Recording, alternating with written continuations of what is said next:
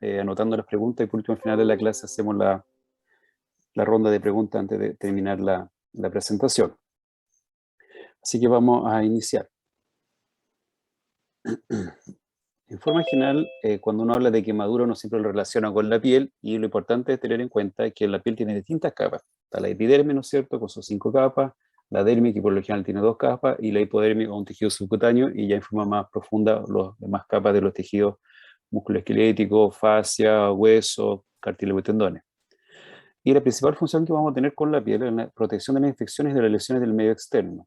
Además, previene la pérdida de fluidos con el medio de una homeostasis con el medio ambiente, una regulación de la temperatura, y es la forma con que nosotros tenemos contacto con el medio externo. Y por lo general representa el 16% del peso corporal. Las funciones de la piel también van a estar dadas por los tipos de células que en cada segmento o en cada capa de la piel van a estar presentes. Los queratinocitos, los más predominantes, junto con los melanocitos en la capa de la epidermis, son las que van a producir la barrera de protección contra el medio ambiente y nuestra pigmentación, así también como la protección contra los rayos UV. En la dermis van a estar principalmente desde el punto de vista de interés de nosotros todo lo que son los plexos dérmicos superficial, profundo, papilar, que son los plexos donde van a llegar la circulación hacia la piel directamente. Por lo tanto, la epidermis, como ustedes ven, es la parte más delgada, después viene la parte papilar de la dermis, la parte reticular, la parte más profunda, donde están gran parte de las células germinativas de los folículos pilosos, de los anexos, y el subcutáneo, que es un tejido variable que según la zona hay uno que vaya a estar evaluando. Y por lo general todo lo que son la zona de la formación de los plexos dérmicos, tanto los loops papilares como el plexo subpapilares o los plexos venosos, van a estar netamente en la dermis, que es la región que a nosotros nos van a importar desde el punto de vista de manejo de los pacientes de quemadura. La histología es que la epidermis tiene un espesor variable, y eso va a depender según la zona en que uno va a variar, ¿no es cierto? Por lo general la piel de la palma es la parte más gruesa, y eso va a estar dada más que nada por el estrato córneo, lo más externo que uno tiene en la epidermis.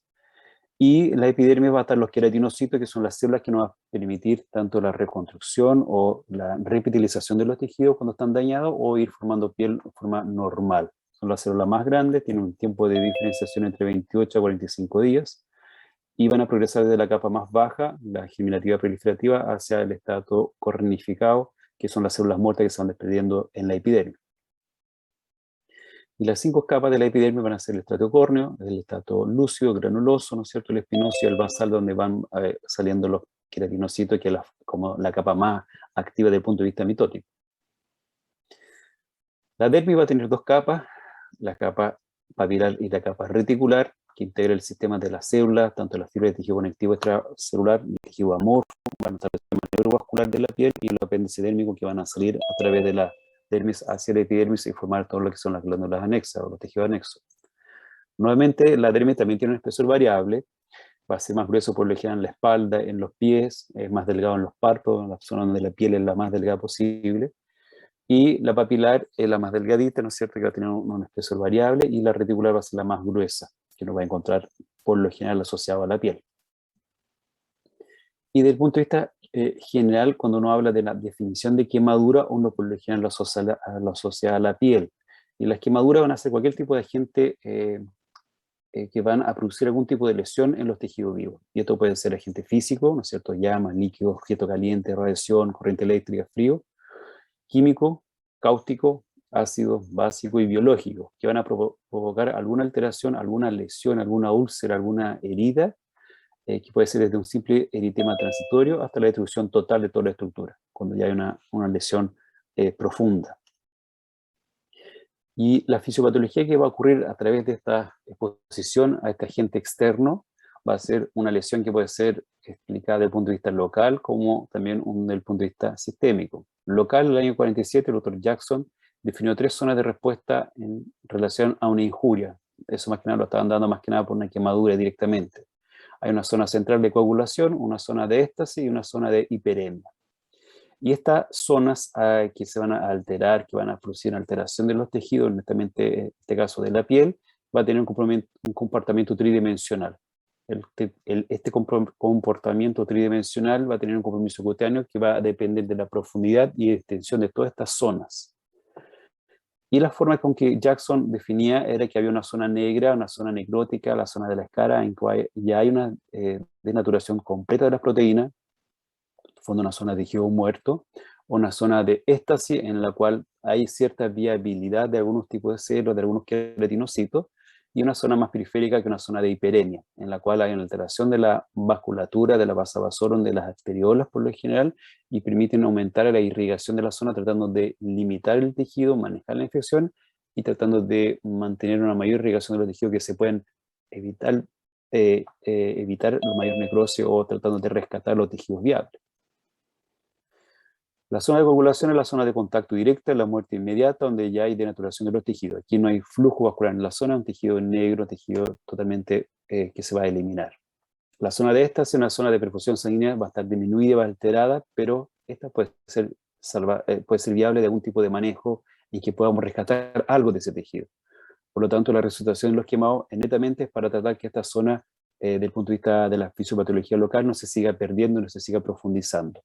La hipoperfusión, la hipotermia, el edema, la infección, todo este tipo de alteraciones, la compresión de los tejidos, la sobrehidratación va a producir un mayor compromiso de esta zona y además va a producir una mayor daño al final. Por lo tanto, todo esto uno trata de evitarlo.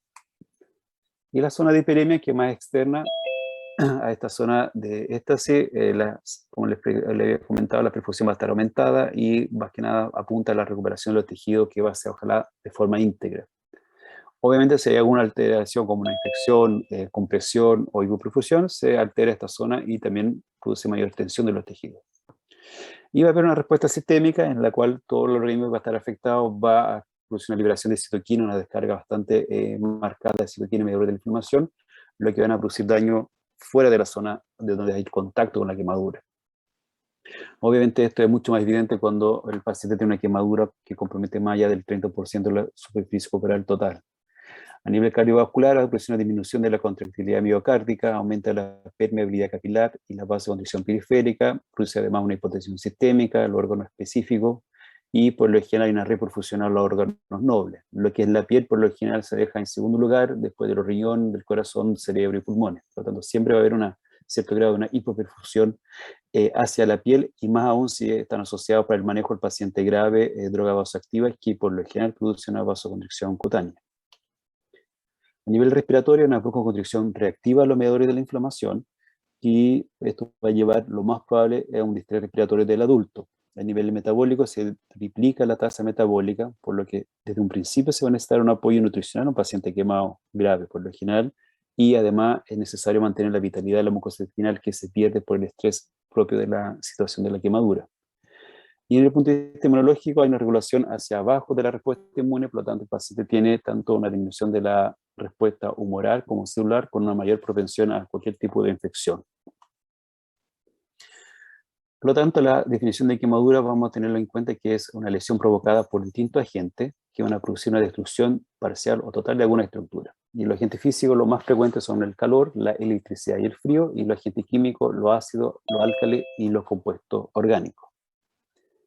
Y cuando vamos a evaluar una quemadura, nosotros tenemos que tener en mente estos 6 puntos. Por lo general, uno sí o sí tiene que hablar de una quemadura, siempre tenemos que hablar de una profundidad, de la extensión, de la localización, de la etiología, de las lesiones concomitantes que pueden estar presentes, y siempre tener en cuenta la edad y la comorbilidad de los pacientes. Por lo tanto, cuando uno hace un diagnóstico del quemado, uno tiene que tener todos estos 6 puntos siempre en mente para poder dar una correcta definición.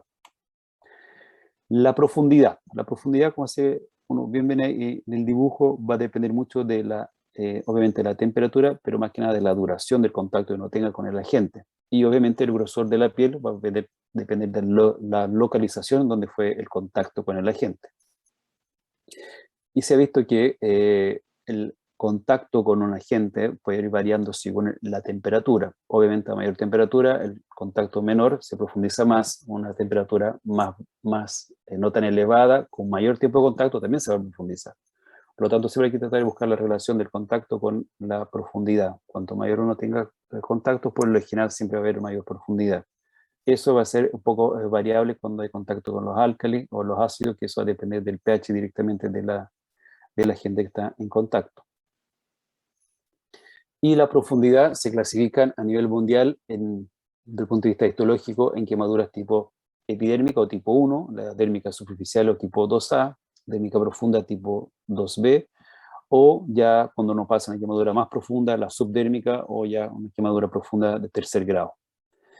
Desde el punto de vista general en Chile, las guías de GES están manejadas con la clasificación que usaba el doctor Benaín en Buenos Aires, por lo tanto, por eso se clasifica en A, en eritematosa o primer grado, en A, flictenulares o segundo grado superficial, después tenemos la AB, el segundo grado profundo, que se divide además en tipo A o tipo B, y la de tercer grado o la tipo B.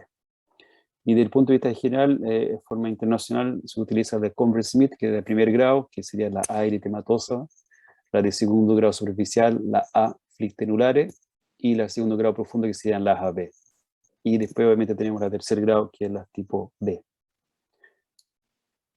Las de primer grado, o las tipo A, afectan netamente la epidermis. Estas van a producir un daño estructural mínimo. La capa epidérmica lesionada por lo general se regenera en los pocos días, 15 a 21 días. Siempre va a haber una hiperemia, hay edema, hay unas zonas más eritematosas, y por lo general, como no afecta directamente a los receptores nerviosos, hay una hiperalgesia, una hipersensibilidad, duelen bastante. Y por lo general, entre los 10 y 15 días ya debería estar una restitución al interior de las capas más superficiales. Por lo tanto, es una quemadura que uno la va a manejar tratando de mantener lo más viable posible toda la zona, y que se vaya manteniendo la zona de éxtasis viable para tratar de evitar la profundización. Estos se manejan por lo general con curación y analgesia. Y van a ser las típicas quemaduras con el sol, cuando uno se queda dormido directamente sobre el sol y se produce este eritema de la piel, en la cual no hay una destrucción total de las capas ni de la célula, y por lo general tiene una restitución íntegra entre los 7 a 10 días. Las quemaduras de segundo grado, las tipo AB, esto ya va a haber una alteración que va a involucrar tanto la dermis papilar como parcialmente la reticular, según la profundidad que uno vaya a ver. Por lo general, los faneros más intactos van a estar, los faneros más profundos van a estar intactos. Eso se entiende como el folículo piloso, algunas partes de la glándula sebácea, la glándula sudorípara, así como los corpúsculos sensitivos. Aquí, por lo general, va a tener una escala intermedia, que puede ser blanquecina, rosada, por lo general una hipoalgesia de la zona, y adecuadamente manejada con curación avanzada, en 2 o 3 días debería haber ya una revitalización de la zona. Y aquí, más que nada, la revitalización se da desde los bordes de los tejidos y también de las bases de los escritómeros de los fanerios, tanto del folículo piloso como de la glándula sebácea y sudorípara. Y por lo general, si hay un adecuado manejo, una profundización, queda una cicatriz que por lo general queda en forma eritematosa, levemente hipertrófica, y algunas veces cuando se profundizan o son zonas especiales hay que realizar algún tipo de cobertura con injerto o colgajo o con sustitutos dérmicos. Entonces, segundo grado flictenulares, la foto de la imagen izquierda. Tenemos la foto del medio, es la escara blanquecina rosácea que muestra un segundo grado profundo. Y la foto de la mano que está a la derecha muestra la flictena con un desprendimiento completo de todo el dorso de la mano.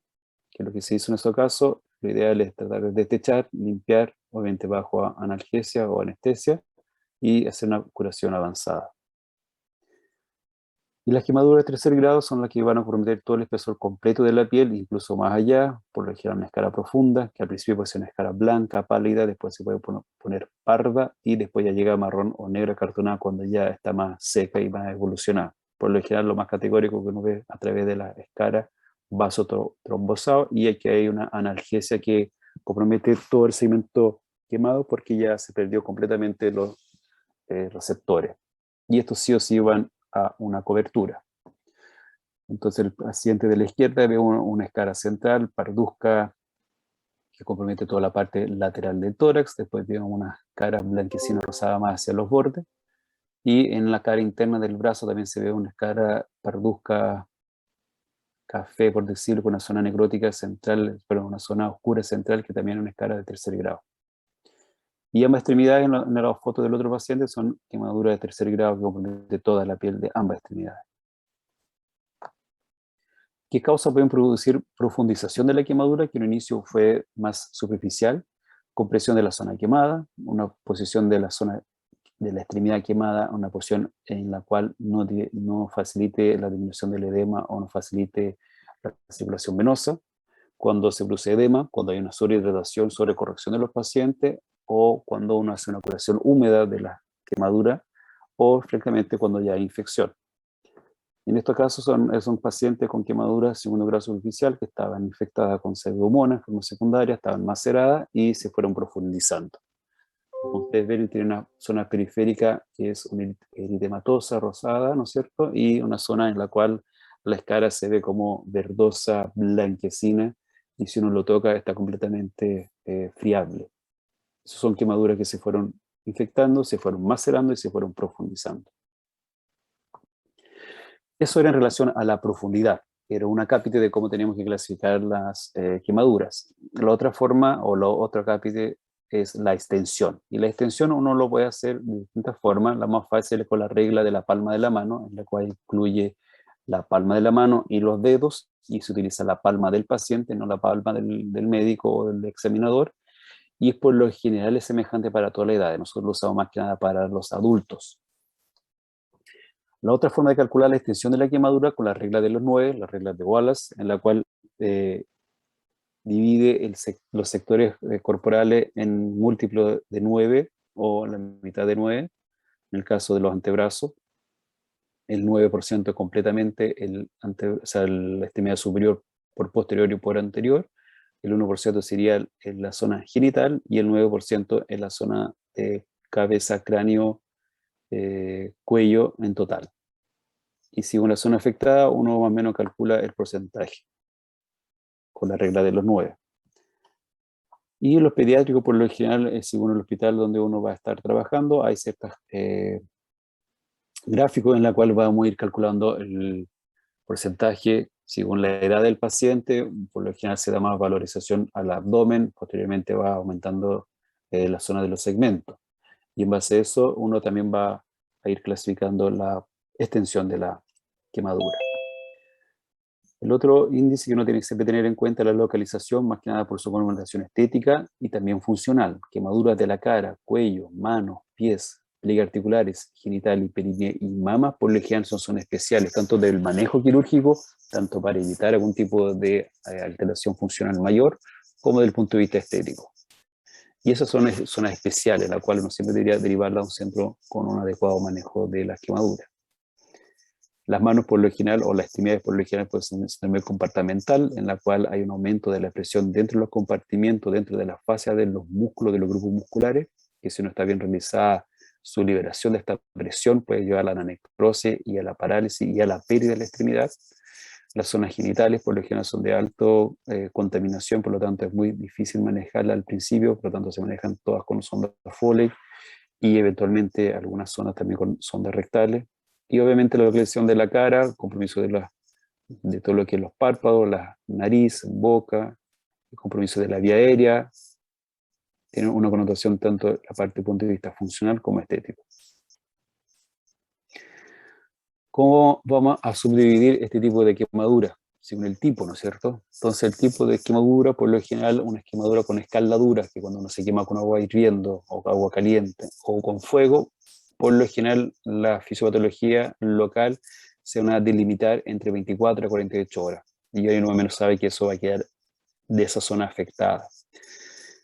Las quemaduras tipo químicas, eléctricas o por radiación van a ir produciendo daño y se van a ir delimitando, o sea, va a ir mostrando qué tanto ha producido el compromiso de los tejidos entre los 14 a 21 días. Inclusive algunas con radiación son un poco más tardías, hasta 30, hasta 60 días. Por lo tanto, nuevamente, con qué fue la quemadura o cuál fue el agente causal, también nos va dando una idea de qué es lo que uno va a hacer o cómo uno va a ir evaluando a los pacientes para definir el manejo. Y la gravedad va a estar dada desde el punto de vista en cuanto a la profundidad de la extensión, es lo que nos va a dar el mayor riesgo vital. También la localización, porque si hay compromiso de la vía aérea o con una gran quemadura de vía aérea, también va a dar riesgo vital. Pero la profundidad de la extensión, por lo general, está asociada más que nada con el riesgo vital. Y la localización nos va a dar lo que son secuelas funcionales y estéticas desde el punto de vista local. Por lo tanto, cuando uno evalúa al paciente, uno toma en referencia a todo lo que hemos discutido hasta ahora y uno trata de calcular un grado de índice de gravedad. Y según el índice de gravedad, uno puede decir si perfectamente este paciente tiene mayor predisposición o menor predisposición a tener un evento de mortalidad. Y el índice de gravedad, por lo general, en los adultos se calcula en la edad, más el porcentaje de quemadura tipo A por 1, más el porcentaje de tipo AB por 2, más el tipo de B por 3. Y eso me va a dar un puntaje. Y de igual forma se calcula para los pacientes entre 2 a 20 años y los niños menores de 2 años. Y ese valor o ese puntaje me va a dar un grado de pronóstico, y en la cual un paciente con un puntaje de índice de gravedad de 21 a 40 es un paciente sin riesgo vital. Un pronóstico en la cual una quemadura tipo leve, por decirlo así. Un paciente de 41 a 70 es moderado, sin riesgo vital, pero se puede complicar, por lo tanto hay que evaluarlo, y ya sobre 71 uno lo clasifica como un paciente quemado grave, que la probabilidad de muerte es inferior a la sobrevida, pero tiene una mortalidad alrededor de un 30%. Y de ahí hacia arriba ya empieza a aumentar la mortalidad sobre un 30 o 50, y cuando es mayor de 150, más de un 50%. Y en base a ese tipo de índice que uno calcula, uno ve qué paciente va a tener o no criterios de traslado. Los pacientes adultos y pediátricos grandes quemados son candidatos a tratamiento de la unidad de quemado o unidad de paciente crítico. En Santiago, desde el punto de vista, perdón, en Chile, desde el punto de vista del sistema público, la UAP, el Hospital de Quemado de la Posta Central, esa es el centro de referencia del servicio público. Y la parte privada, por lo general, es Indisa, la Santa María y algunas clínicas más privadas. ¿Y cuándo vamos a derivar a un paciente? Cuando el índice de gravedad mayor a 70 o en quemaduras AB o B mayor de un 20% de superficie corporal total. En cuando hay quemaduras por respiratorio o por inhalación de humo. Cuando hay quemadura eléctrica en alta tensión. Cuando obviamente mayor a 1000 voltios el contacto que uno hace son las líneas de tensión de alta tensión. Los pacientes quemados y además politraumatizados asociados a patologías graves. Y esa patología grave depende mucho del criterio médico que uno vaya a referirlo. Y por lo general quemaduras intermedias profundas complejas, tanto de cabeza, de las manos, pies o de región perineal. Esos son los pacientes que uno sí o sí debería plantear la derivación a un centro de referencia. Desde el punto de vista del tratamiento de todo paciente quemado, uno debería manejarlo como un paciente de un trauma.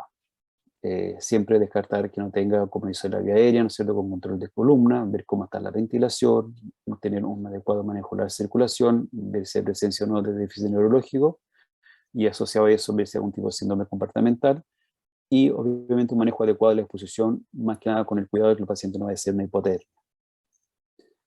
¿Qué yo puedo hacer en lugares del accidente? Por ejemplo, una quemadura por fuego o escaldadura, tratar de detener el mecanismo de lesión, apagar el fuego, ¿no es cierto?, manejar la exposición que haya tenido con agua caliente, retirar la ropa, quemarlas, o sea, quemada o recortarla, retirar lo antes posible de anillos, pulseras o adornos metálicos porque van a limitar la retirada después cuando ya haya más edema. Ojalá cubrir la víctima con paños limpios o mantas, no necesariamente estériles, no es necesario tirarle agua enfriada, que esté fría. Uno le puede tirar un poco de agua cuando son quemaduras chicas. Cuando son quemaduras muy extensas tampoco es conveniente tirarle mucha agua o bañar a los pacientes con agua fría porque se pueden producir hipotermia. Cuando uno sospecha injuria inhalatoria, siempre tiene que sospecharla cuando hay una quemadura por fuego o hay exposición a gas en un espacio cerrado. Un paciente que se quedó dormido, tanto por efecto de fármaco, alcohol, y se quemó la pieza donde estaba, hay que siempre tener la idea de que puede ser una quemadura de vía aérea. Cuando hay compromiso de conciencia, uso de drogas, alcohol o patologías psiquiátricas, lo epiléptico, que es muy frecuente en la región, siempre hay que descartar que no hay compromiso inhalatorio. Y cuando hay presencia de humo en el lugar del accidente y el paciente estaba encerrado, como hay razón, hay que tener esa sospecha. Cuando hay quemadura de fuego de la cara, cuello, tronco superior o hay brisa chamuscada, hay que dar por sentado que hay quemadura de la vía aérea. Lo mismo cuando hay esputo carbonáceo o partículas de carbono en la orofaringe, cuando hay edema o edema en la orofaringe, cuando uno abre y examina directamente al paciente y ve que hay un gran edema, lo más probable es que sí o sí tiene quemadura de la vía aérea. Cuando hay cambio de voz o disfonía, el paciente lo nota, doctor, estoy hablando distinto a lo habitual. Cuando hay estridor, taquipnea, broncorrea o desorientación, son todos signos o hallazgos que uno va a hacer que la sospecha sea mucho más que sospecha y uno debería hacer algún tipo de manejo preventivo más que terapéutico cuando ya hay un compromiso mayor de la vía aérea. Entonces, un paciente que está con todas estas características, quemadura de vía aérea, fibrisa, cejas, pestañas, de los bigotes, edema nasal, uno, por lo general, ante la sospecha, uno tiene que hacer la intubación como corresponde, el paciente que está en la foto del medio, o si uno ya llega un poco tardío, el paciente está demasiado obstruido, uno tiene que hacer la traqueostomía con el paciente de la derecha. Si usted se ve abajo en celeste está la cánula de la traqueostomía que le hicieron. Y obviamente cuando hay un cierto grado de quemadura de la vía aérea, también hay que descartar si estuvo encerrado el paciente en una habitación con mucho humo, una intoxicación por monóxido de carbono, y esto se van dando más que nada por alteraciones neurológicas vagas como cefalea, letargia, cierta confusión, agitación, o ya cuando el paciente empieza a tener una depresión respiratoria. La forma más fácil de manejo de estos pacientes, a todos se le otorga oxígeno al 100%, que con uno logra manejar el tema de la intoxicación con monóxido de carbono. Y ante la sospecha de compromiso de la vía aérea, uno debería sí o sí siempre intubar el paciente, hasta que en forma posterior, con una fibrobroncoscopía o una evaluación clínica o de laboratorio, con imágenes, uno debería descartar el compromiso de la vía aérea. Sale más fácil intubar a un paciente que no esté todavía con edema de laringio, que ya cuando el paciente tenga ya edema o estridor y sea casi imposible realizar el manejo de la vía aérea. En la cápita de la circulación de este paciente quemado, uno siempre debe tener acceso periférico intravenoso, ojalá en las áreas que no estén quemadas o lejos de las zonas quemadas, con gránulas de grueso calibre y cortas, y uno utiliza la forma de Parkland de manejo de reposición de volumen. Y la forma de Parkland van a ser entre 2 a 4 ml de Ringer lactato, que uno lo va a multiplicar por el peso del paciente y por la superficie corporal total, sin importar si son A, B o no. La superficie corporal total dañada es la que uno va a multiplicar por el peso, y ahí uno va a variar entre 2 a 4 ml de Ringer lactato. Y de ese valor total que uno calcula, la mitad, el 50%, se tiene que dar en las primeras 8 horas desde el momento del evento. O sea, del momento que se quemó el paciente, uno debe ingresar en la mitad del volumen calculado en 8 horas. Y el 50% en las 16 horas restantes. Que hay que tener en cuenta que no podemos dar más del 10% del peso corporal en 24 horas. O sea, no le podemos pasar demasiado volumen en forma muy abrupta a un paciente. Y eso se da más que nada a los pacientes eléctricos cuando las quemaduras son muy extensas y a los pacientes con obesidad mórbida. Siempre hay que monitorizar la diuresis, que es el mejor factor de cómo uno puede ir viendo qué tanto uno está haciendo un aporte de volumen adecuado, con la frecuencia respiratoria y asociado pulso y la presión venosa central en el mejor de los casos. Y uno solamente se está utilizando cristaloide en las primeras 24 horas. Siempre la parte de la circulación, evaluar y descartar que no tengamos presencia de quemaduras en manguito o síndrome compartimental. Y eso vale para la extremidad, el tórax y el abdomen, los cuales tienen indicación de manejo quirúrgico de urgencia. Recordar que la escarotomía va a estar siempre indicada si por lo general está relacionado con una quemadura cutánea circunferencial y uno ve que solamente la escara. La fasciotomía, que es otro procedimiento quirúrgico, es cuando uno corta o uno va a abrir una fascia para disminuir la presión en el compartimento muscular. Son dos cosas distintas. La escarotomía es cuando uno hace una incisión que corta longitudinalmente la escara, solamente lo duro que uno ve, por decirlo así, que está en relación con el tejido. Y la fasciotomía es cuando uno abre la fascia. Y la escarotomía, por lo general, se realiza en las extremidades, y va a estar presente cuando hay cianosis de la piel o cuando el paciente tiene una extremidad distal sin quemar y se produce una quemadura tipo manguito en la muñeca, como en este caso, cuando el paciente indica que tiene parestesia o cuando hay dolor o disminución o ausencia de pulso distal. Y cuando es bastante evidente, uno tiene que hacerlo ojalá antes de las 6 horas para disminuir el daño tanto muscular como nervioso a largo plazo. Y la escarotomía, hay ciertas zonas en las cuales uno debe tratar de evitar pasar. Ahí se ve más que nada en la extremidad superior lo que son la presencia del nervio lunar, donde se hace más superficial, la rama sensitiva del radial, la vena cefálica, lo mismo con el nervio peroneo, lo mismo con el nervio a nivel de el nervio sural, a nivel de los tobillos, o las arterias o los vasos biliares, que son bien superficiales. Y en las manos, por lo general, hay que ser por el borde medial y lateral o por el dorso, para tratar de evitar lesionar los vasos y los nervios. ¿Cómo no hace el tratamiento? Por lo general, las quemaduras de primer grado son el objetivo, lo más que nada, la protección de los queratinocitos viables, aquí lubricar los tejidos. Acá acuérdense que es netamente la parte más superficial de la piel que está comprometida. Se utiliza un apósito transparente adhesivo, puede utilizarse un tul, una gasa tejida más un petrolato, se puede utilizar además algunos tipos de ungüento, como ungüento de gentamicina, ungüento de cloranfinicol, tanto en la cara por lo general lo que se utiliza, de repente alguna vez en las manos. En las quemaduras de segundo grado superficial, las AB, donde vamos a tener la flictena, por lo general se utiliza también tul o espuma hidrofílica para absorber este líquido, o telfa, que es un apósito transparente no adherente, multiperforado, y lo que uno hace es destechar las quemaduras, retirar la flictena, ¿no es cierto? Y algunas veces uno hace además el tratamiento de la escara intermedia. Las quemaduras AB de segundo grado profundo, uno utiliza un hidrocoloide para ayudar a disminuir este tejido no viable y sacarle el esfacelo. Nuevamente uno puede utilizar un apoyo transparente adhesivo, por ejemplo un Tegaderm, más un hidrogel que ayuda a sacar este tejido no viable. Y en algunos casos antiguamente se utilizaba sulfadiacina de plata, que era el famoso Bladsul. Nosotros ya no lo utilizamos y ya hay varios otros apósitos más avanzados para las quemaduras. Y las quemaduras de tercer grado, por lo general, son todo tratamiento quirúrgico, ¿no es cierto? Eventualmente las quemaduras de segundo grado profundo también. Uno tiene que hacer una escarectomía, en la cual uno va a sacar tejido no viable, que puede ser tangencial, uno va sacando por capas hasta llegar al tejido viable, dermis superficial, dermis profunda, o hipodermis, o uno puede hacer una escarectomía suprafacial, que uno va y retira en bloque todo el tejido hasta llegar al tejido vial, por lo general, tejido que está sobre los músculos.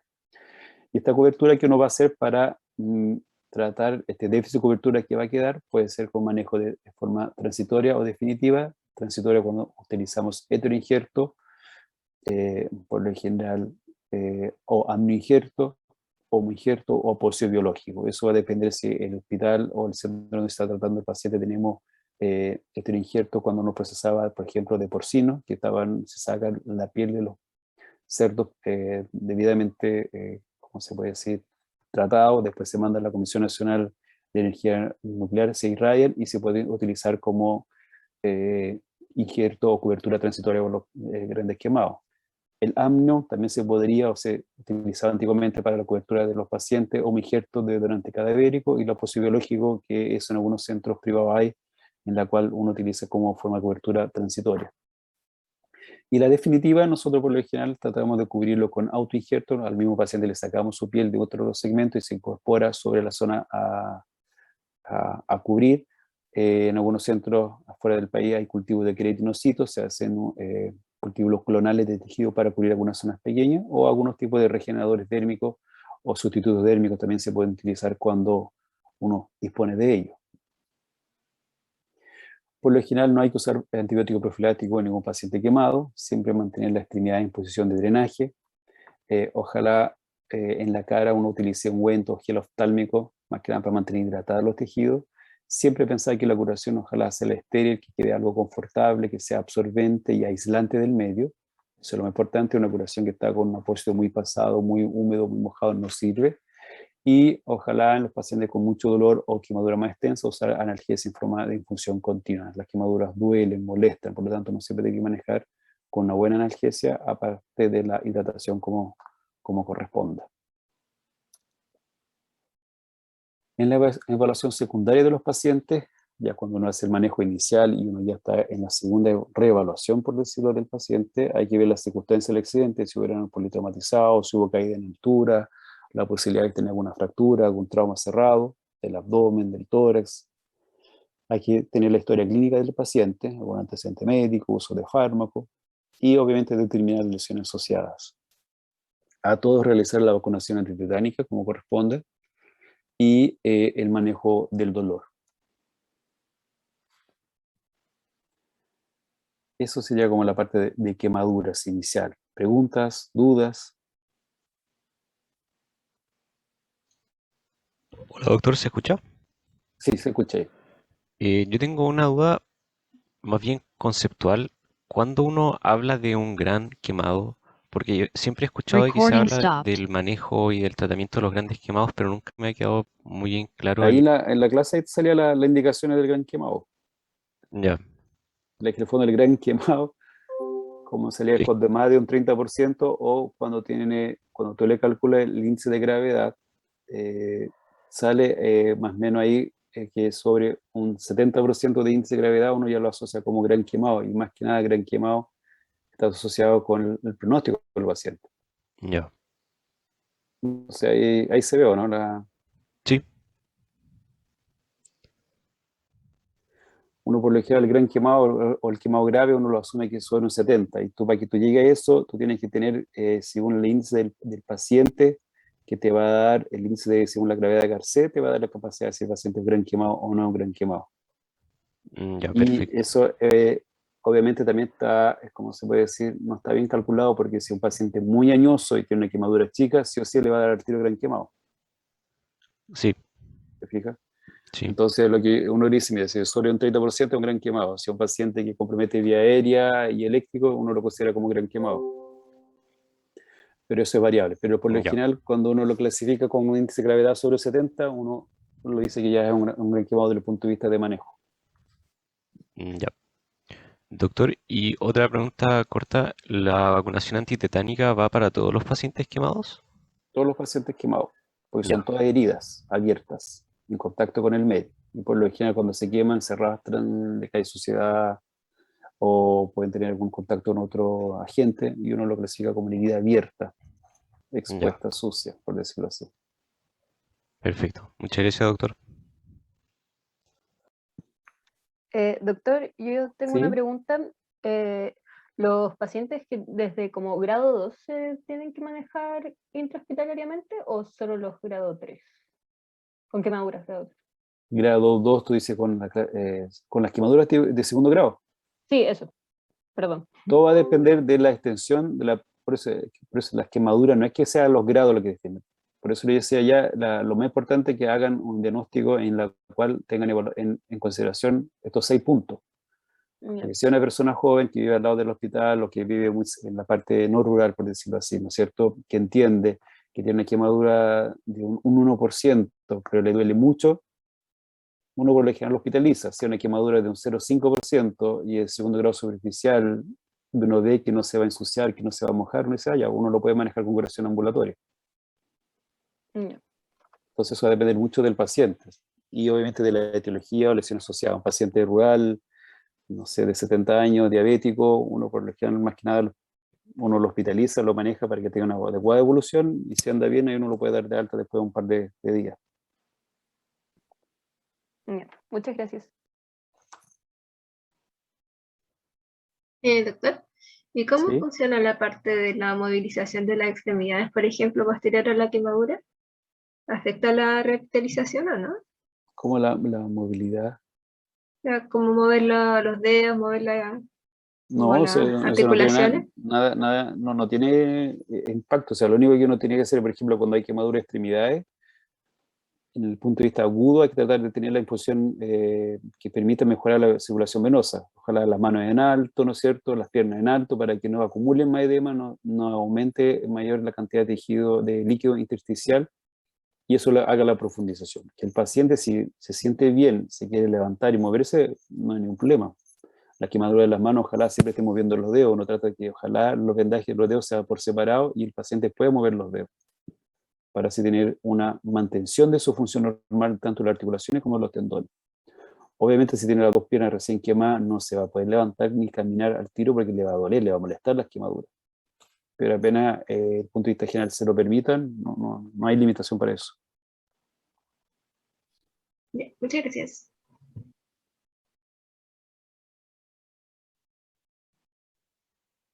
¿Alguna otra pregunta, dudas?